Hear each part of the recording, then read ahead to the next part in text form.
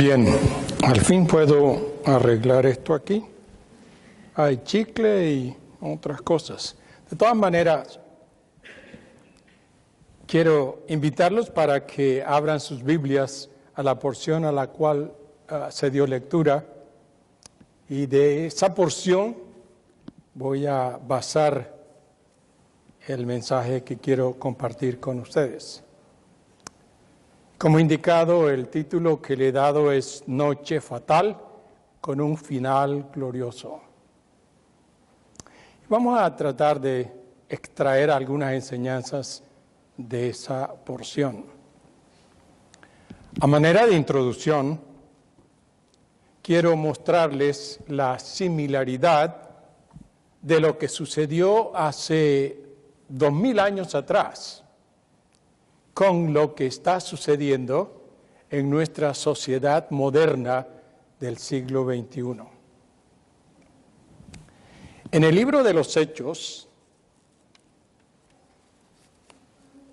en el capítulo 4 de Hechos, nos presentan una historia, el escritor nos presenta una historia bien interesante. Se trata de Pedro y Juan fueron al templo y allí en el templo se encontraba un hombre con ciertos defectos, no podía caminar y lo llevaban a aquel lugar para recoger limosna de aquellos que quisieran darle. Ahora, estos hombres, Pedro y Juan, bajo la dirección del Espíritu de Dios y con el poder de Dios, se logró sanar a aquel hombre. Debido a eso, fueron llevados presos. Los pusieron en prisión. Al día siguiente se reunió el concilio, estaban los líderes, los jefes religiosos, y enviaron a traer a Pedro y a Juan para dar respuesta a lo que habían hecho. Y estos hombres tenían una pregunta para estos dos. Y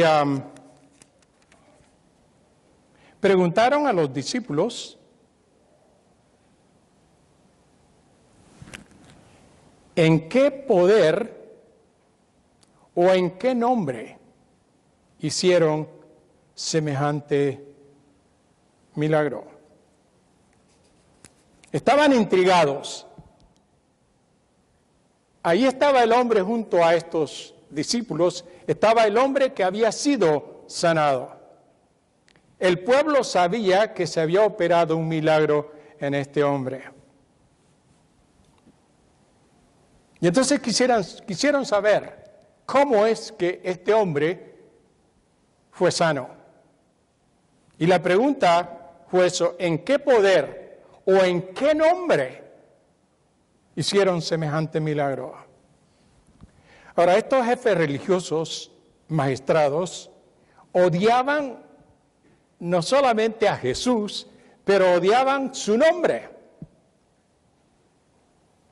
Aun cuando ya Jesús había muerto, todavía el nombre los mortificaba. Y es por eso que le preguntan a los discípulos, ¿en qué nombre hicieron tal cosa?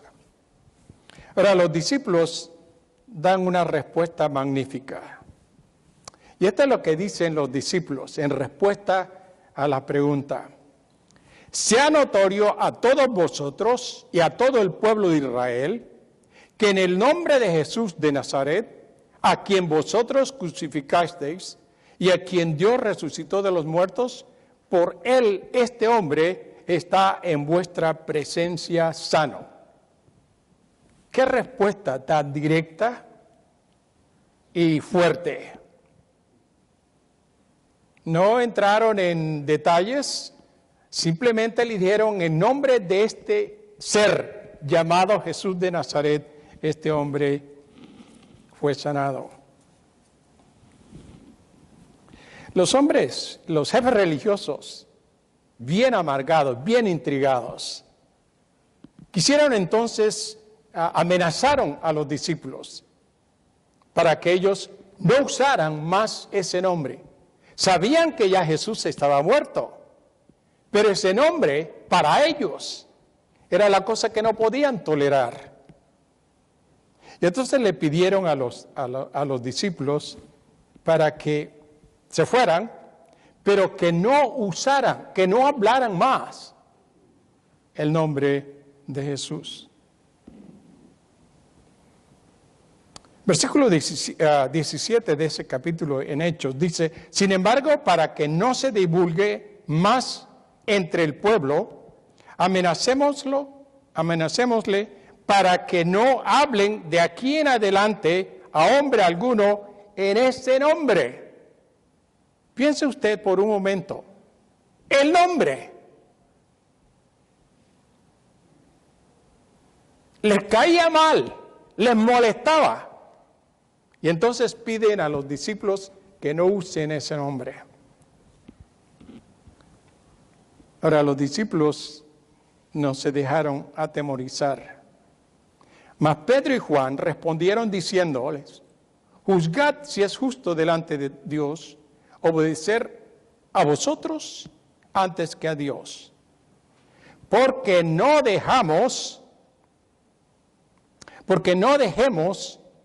podemos dejar de decir lo que hemos visto y oído. Les cae mal, pero para nosotros no dejaremos de hablar en ese nombre. Ahora, eso hace 2000 años atrás. El odio del hombre rebelde, obstinado, estaba en contra de Dios. Odiaban todo lo que tenía que ver con Dios, aun cuando se llamaban religiosos. Pero eso es lo que sucedió. Ahora, quiero trasladarlos a esta época, a nuestra generación. Han pasado muchos años. Ha habido mucho progreso.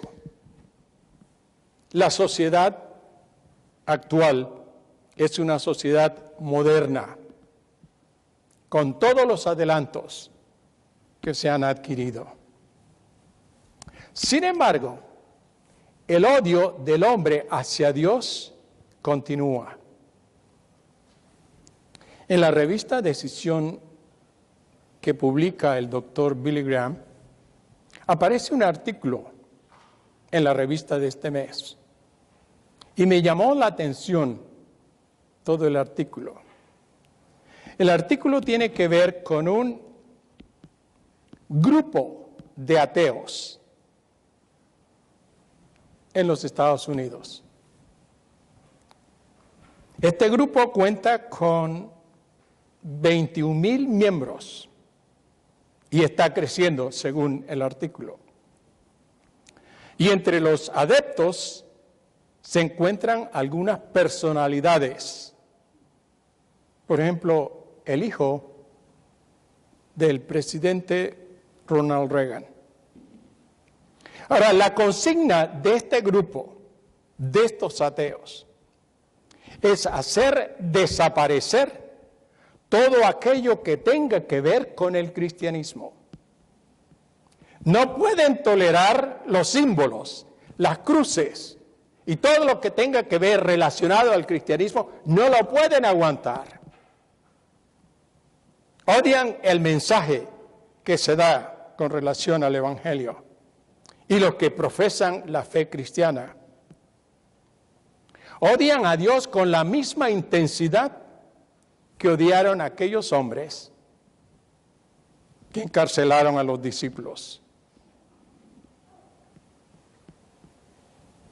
Han pasado muchos años. Han habido muchos cambios. Ha habido un progreso. extraordinario. Pero la rebelión del hombre hacia Dios, esa no ha cambiado. Sigue latente. Ahora, hablando de ese hombre y de ese nombre, de él quiero ocuparme en los momentos que me quedan.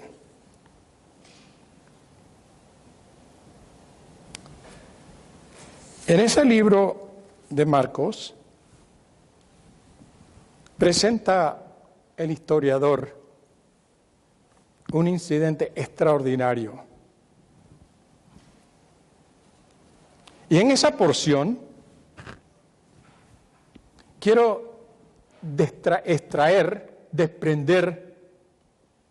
a lo menos 3 puntos. Hay muchos más, pero voy a enfocarme solamente en estos 3. La primera cosa que quiero que notemos es la furiosa tempestad que se desató aquella noche. El segundo punto, según la historia, un hombre que duerme tranquilamente. Y tercero, una voz que reprende y produce calma. 3 cosas. Entonces, la primera es la furiosa tempestad. El mar que menciona el evangelista Marco es el mar conocido como el mar de Galileas. Según los que estudian la geografía de Israel, dicen que este mar está a unos 700 pies bajo el nivel del mar. Y es un mar que presenta este fenómeno. Se levantan tempestades inesperadas y rápidas y muy furiosas.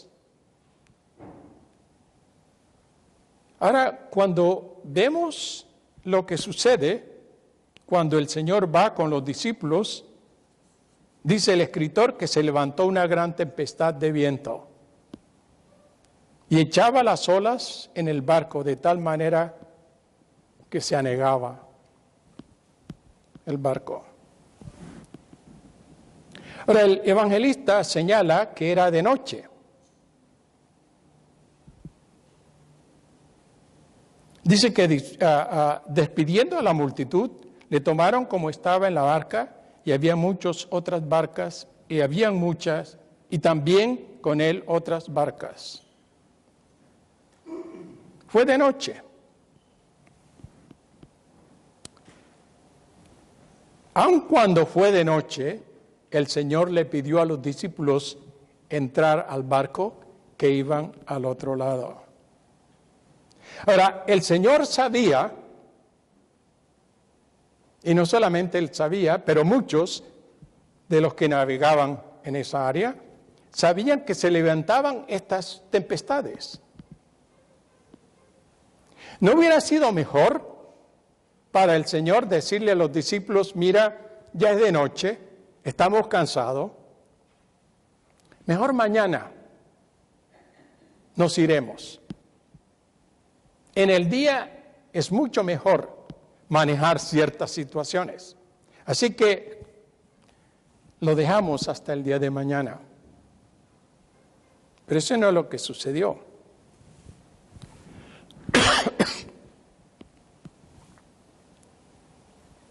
No solamente era de noche, pero el otro factor que entra en juego aquí es que el Señor, como Dios, conocía lo que iba a suceder. Él sabía que se iba a levantar una tempestad y era de noche. Sin embargo, le dice a los discípulos, vamos al otro lado. Tal vez nosotros, ahora que conocemos la historia, le hubiéramos dicho al Señor, Señor, tú sabes todas las cosas. Si sabías que se iba a levantar una tempestad, y de noche, ¿por qué nos pediste que fuéramos al otro lado? Me hubiera sido esperar hasta el día siguiente para evitar toda esta calamidad. Pero es cierto, el Señor sabía que venía una tempestad, y muy furiosa, por cierto. Sin embargo, le pide a los discípulos que lo acompañen, que van para el otro lado a esa hora. ¿Por qué el Señor lleva a los discípulos? Para experimentar esa calamidad. ¿Por qué el Señor no decidió mejor esperar hasta el día siguiente? Sino que fue y llevó a los discípulos para afrontar lo que encontraron en el mar. El Señor tenía algo que quería enseñar a los discípulos. Y esta es una buena lección para nosotros. A veces el Señor permite ciertas situaciones para enseñarnos algo que no conocemos, algo que no sabemos. Tome por ejemplo el caso de Lázaro. Lázaro está enfermo. Le mandan razón diciéndole que el amigo estaba enfermo. Y él escucha, recibe el recado. Y sin embargo, a propósito, se queda hasta esperar que Lázaro muriera. Y nosotros sabemos lo que eso significó para las hermanas de Lázaro. Sin embargo, el Señor lo permitió. Lo permitió porque quería mostrar a las hermanas y a todos los que estaban allí que Él es el autor de la vida. No solamente sanaba a los enfermos, no solamente podía impedir que la muerte llegara a alguna persona, pero que por encima de eso, Él todavía tenía el poder para dar vida a lo que estaba muerto. Y eso es lo mismo que sucede con los discípulos. Los discípulos habían visto, habían sido testigos de los milagros que el Señor había hecho. Pero no habían visto, no habían experimentado en una forma tan clara y directa y poderosa como lo encontraron ahora. Cuando el Señor ordena al mar, a la tormenta, que se calme. Y el resultado lo encontramos cuando dicen los hombres, los hombres. Ahora debemos de recordar esto, que los discípulos no eran gente que no sabían nadar, que no conocían el mar, eran expertos. Dice la Escritura que varios de ellos eran pescadores y como tales se sabían todo lo que sucedía en el mar. Y sin embargo los encontramos aquí en esa ocasión aterrados, llenos de miedo. El temor los consumía. Y es por eso que van donde el Señor. Ahora, siendo personas expertas como ellos, ¿no hubieran esperado que se hundiera el barco y a nadar se dijo? Sin embargo, la tempestad fue tal que asustó a estos expertos. Y la razón, como ya he indicado, Dios, el Señor, quería enseñarle a estos discípulos que Él es el dueño, que Él tiene poder sobre la naturaleza y los fenómenos de la naturaleza. Es por eso que ahora nosotros también, que conocemos la historia, sabemos que Él tiene el poder sobre la naturaleza. No solamente sobre la vida del hombre, pero la naturaleza en sí está bajo el control del Señor. Gracias a Dios por aquella noche.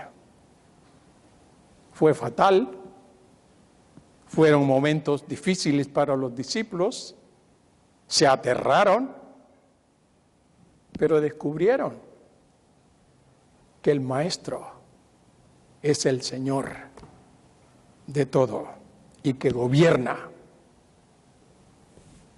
todo.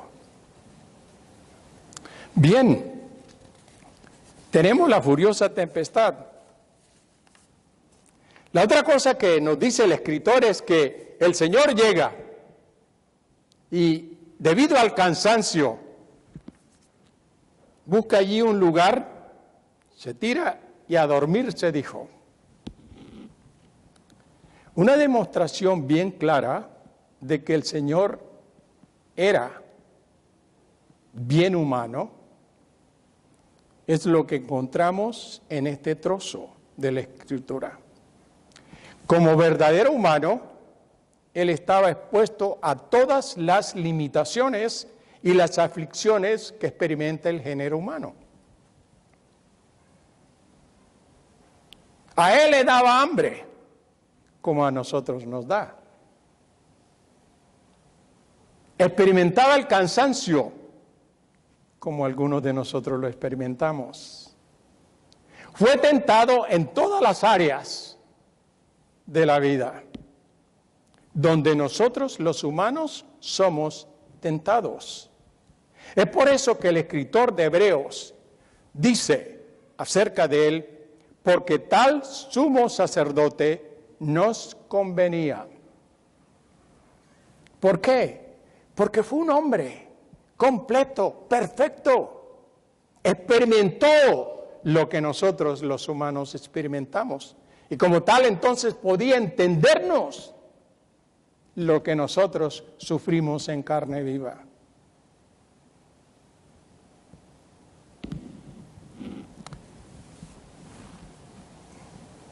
Él tuvo sueño y se tiró a dormir. Ahora es interesante. Dice que se levantó una furiosa tempestad. Y las olas azotaban aquella nave, que era como un botecito de papel. Y podemos imaginar cómo los discípulos correrían de un lugar para otro tratando de salvar la nave y hacer que ellos no perecieran.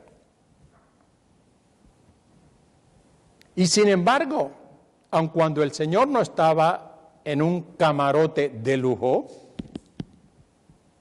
estaba allí a la intemperie, expuesto a que el agua lo bañara y de esa manera lo despertaba. Pero dice la Escritura que no se despertó con eso. ¿Qué lo despertó? El toque del ser humano. Hay un salmo que voy a permitirme leer algunos versículos que quiero leer.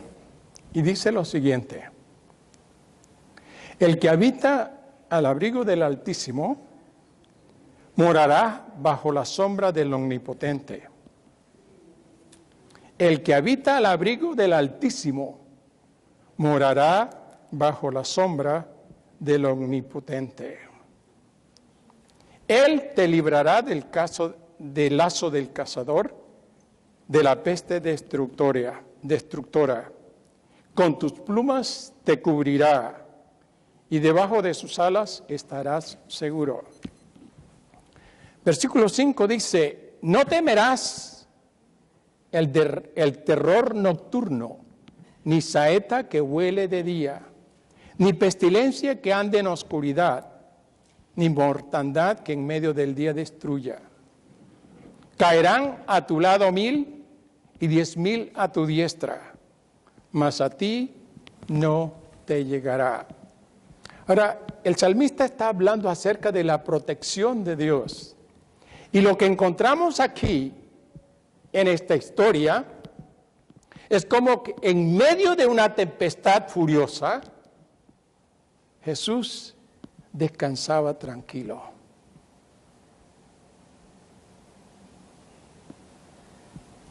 No lo despertó la tempestad.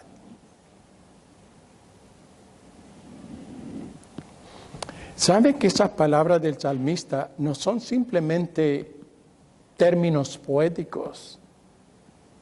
Esa es una realidad. Una realidad que puede experimentar aquella persona que está completamente bajo la dirección, la protección de Dios. Cuando habla de que caerán a tu lado 1000, 10,000 o lo que sea, las enfermedades que puede hacer y que a ti no te tocará, eso es realidad. Y eso es lo que encontramos en el Señor Jesucristo. Un hombre que duerme tranquilamente porque está bajo el cuidado y la protección de Dios. ¿Hay algo que podemos aprender nosotros de esa lección, de esa experiencia? Claro que sí. Cuando confiamos en el Señor, podemos estar seguros que no nos tocará el mal. Si Dios nos protege, si Dios está con nosotros, el mal no nos tocará. ¿Recuerda lo que sucedió con los amigos de Daniel? ¿Y lo que sucedió con Daniel? La Escritura nos dice que estos hombres, estos jóvenes, los amigos de Daniel, por terquedad del rey, decidió tirarlos al fuego,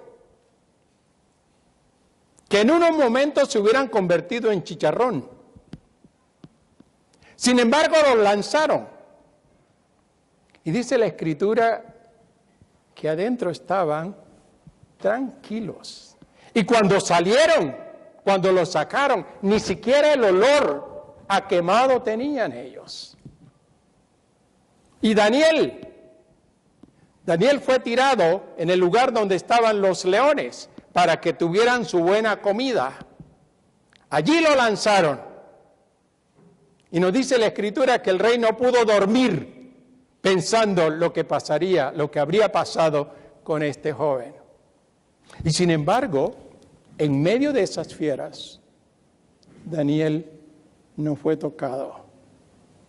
Eso es lo que dice el Salmo. Y eso es lo que encontramos aquí en esta historia.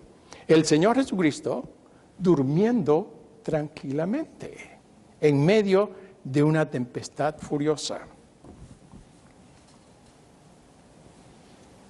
Nosotros podemos tomar nota de eso y podemos descansar seguros de que Dios es poderoso y que puede cuidarnos, puede librarnos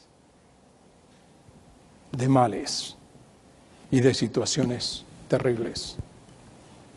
Por último, una voz que reprende y produce calma. Por toda la historia de la humanidad encontramos algunos hombres que tenían poder y cuando hablaban, sus voces producían cambios. Hay muchos ejemplos, pero voy a detenerme con uno que es de la historia contemporánea.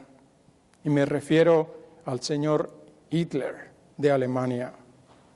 Su voz movió al pueblo alemán, lo movió completamente. Y no solamente al pueblo alemán, envolvió a muchas otras naciones y los embarcó en lo que es conocido como la Segunda Guerra Mundial. Un hombre que su palabra hizo bastante daño. Pero ¿sabe? Su voz ya no se escucha. ni tiene ningún efecto. Ni siquiera su eco se escucha. Hoy en día tenemos algunos líderes prepotentes, soberbios, que hablan como si fueran los dueños del universo. Sin embargo, ninguna de esas voces se pueden comparar a la voz del Señor.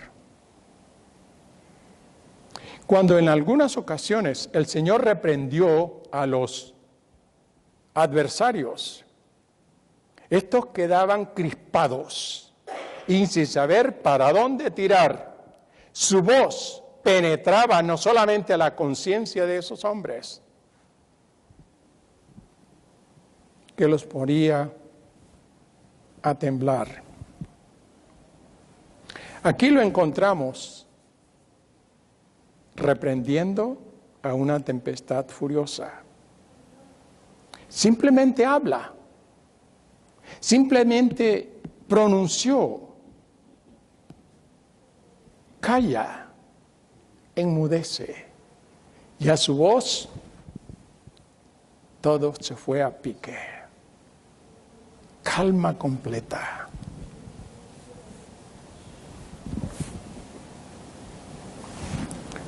Su voz aquietó aquella furiosa tempestad. Y lo que produjo fue una calma infinita.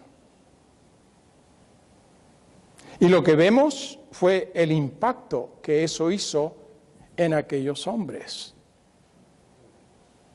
Porque cuando contemplan lo que ha sucedido, de una furiosa tempestad a una calma completa, entre ellos se preguntan, ¿quién es este hombre? No sabían que quien tenían a su lado era nada menos el autor, el dueño de todo el universo. Necesitaban aprender eso. Y el Señor se los mostró. Para nosotros, la lección o lecciones, Dios permite y permitirá ciertas olas, ciertas tormentas que toquen nuestras vidas. ¿Qué hacemos o qué haremos ante tal situación? El único que puede darnos la paz, y una paz completa y perfecta, ese es el Señor. Qué bueno saber que Él pudo calmar aquella tempestad. Los discípulos no perecieron, llegaron al lugar donde Dios les había indicado que llegarían. Nosotros, como sus seguidores en esta tierra, en este mundo, en esta sociedad, vivamos seguros de que tenemos a uno que tiene poder por encima de todas las cosas que pueden destruirnos.